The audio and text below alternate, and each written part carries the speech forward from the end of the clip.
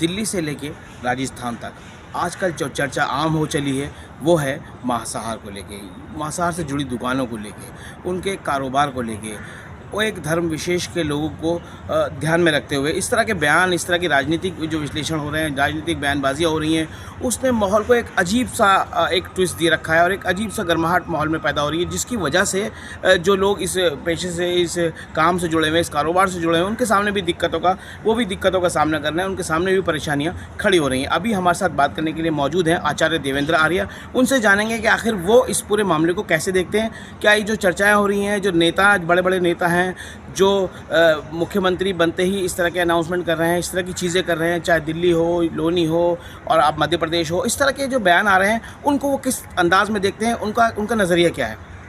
आचार्य देवेंद्र आर्य जी। आचार्य जी, जो आजकल का माहौल चल रहा है, जो इस तरह की चर्चा हो रही है, उसे आप कैसे देखते हैं? नमस्कार सभी आप दर्शकों को आपके चैनल के। देखिए, जो ईश्वर ने प्राणियों का निर्माण किया है तो उसने हर प्राणी को 3 कैटेगरियों में बांटा है। पहली कैटेगरी जो शाकाहार खाती है, जैसे कि हाथी है, बकरी है, ये खरगोश है, या इस प्रकार के जो जीव हैं जो किसी भी स्थिति में मांसाहार का सेवन नहीं करेंगे, चाहे उन्हें प्राण त्यागने पड़े, लेकिन वह शाकाहार पर ही जीवित रहेंगे। दूसरी श्रेणी जो है वह मांसाहार की है, जैसे शेर है और भी मांसाहारी पशु हैं। यह किसी भी स्थिति में शाकाहार का प्रयोग नहीं करते, मांसाहार का ही प्रयोग करते हैं। लेकिन ईश्वर ने इसके साथ एक तीसरी श्रेणी भी बनाई है जो शाकाहार और मांसाहार दोनों का प्रयोग करती है। जैसे कि कुत्ता है, शाकाहारी भी भोजन है उसका और मांसाहारी भी है। बिल्ली है, शाकाहार भी है और मांसाहार भी है। भालू है, शाकाहारी भी है, मांसाहारी भी। उसी श्रेणी में मनुष्य भी आता है। मनुष्य को जो प्रकृति ने दिया है, दोनों प्रकार का भोजन करने का विधान बनाया हुआ है कि वह शाकाहार और मांसाहार कर सकते। इसको, प्रकृति को, इस सिद्धांत को, ईश्वर के सिद्धांत को कोई भी प्राणी स्वेच्छा से नहीं कर सकता। अगर मनुष्य मीट खाता है, मांस का सेवन करता है, तो कहीं ना कहीं उसको ईश्वर से, उसके जो जरिए से उसे इस प्रकार का बनाया हुआ है।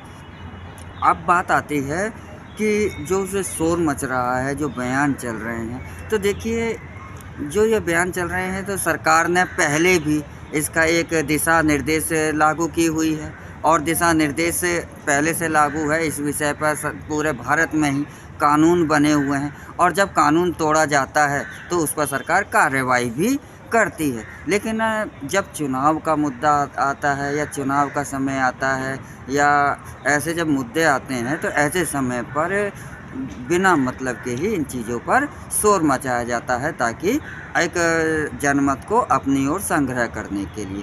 रही बात मांस और मीट का सेवन करने की, तो यहाँ पे हिंदू मुस्लिम से कोई मतलब नहीं है। हाँ, यह है कि ईश्वर ने जो इसको करा है तो वो 90% शाकाहारी बनाया है, तो 10% मनुष्य को, आदमी को मांसाहारी भी बनाया है, यानी कि 10-15 दिन में, महीने में, 2 महीने में वह इसका सेवन करता है। हाँ, यह है कि उसके पास एक चेतना है, तो वह अपने आप को पूर्ण रूप से भी, उसके पास जो धर्म है उसका अपनी धर्म जो है वो पर्सनल होता है, वह सबका नहीं होता।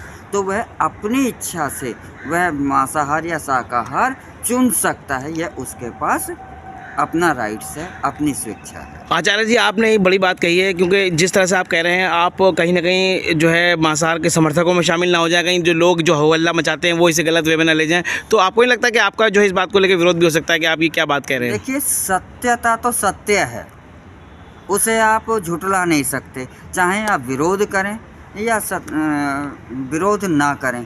अगर ईश्वर ने मनुष्य को अगर दोनों प्रकार के भोजन करने का रखा हुआ है, कैटेगरी में शामिल किया है, तो ये झुठलाया नहीं जा सकता। अगर हम अपना मनुष्य का इतिहास देखते हैं कि जब मनुष्य ने प्रागैतिहासिक काल है, आदि काल है, आदि मानव जिसे कहते हैं, उस समय भी से मनुष्य मांस का सेवन कर रहा है, उस समय भी करता था। मनुष्य ने आग जलाने से पहले उसके जो प्राचीन काल में जो पत्थरों के जो औजार हैं वह शिकार करने के लिए करता था। यानी शिकार करने का एक मुख्य हर व्यक्ति का उद्देश्य होता है, वो शिकार कर रहा है तो वो अपने पेट के लिए ही कर रहा है। आचार्य जी, बात बीच में आपकी रोक रहा हूँ, तो लेकिन जो ये हो हल्ला मच रहा है, जो राजनीतिक लोग इस तरह के बयानबाजियाँ कर रहे हैं, कहीं ना कहीं वो राजनीति से प्रेरित है पूरी तरह से? यह राजनीति से प्रेरित है।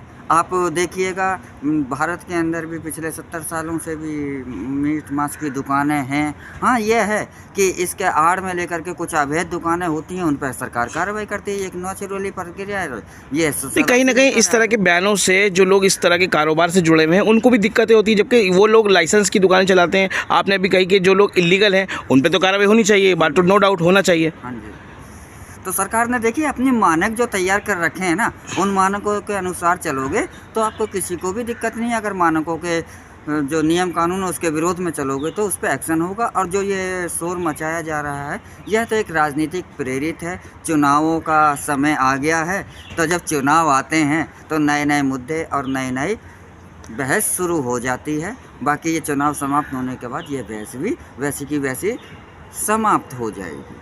यह तो एक ऐसा मुद्दा है कि हजारों साल से मनुष्य शाकाहारी है या मांसाहारी है, इस पर हजारों साल से चर्चा चल रही है, ना अभी तक मनुष्य किसी भी निर्णय पर नहीं पहुंचा है। और आप ना कह सकते हैं कि वो शाकाहारी है या मांसाहारी है, यानी कि दोनों ही है।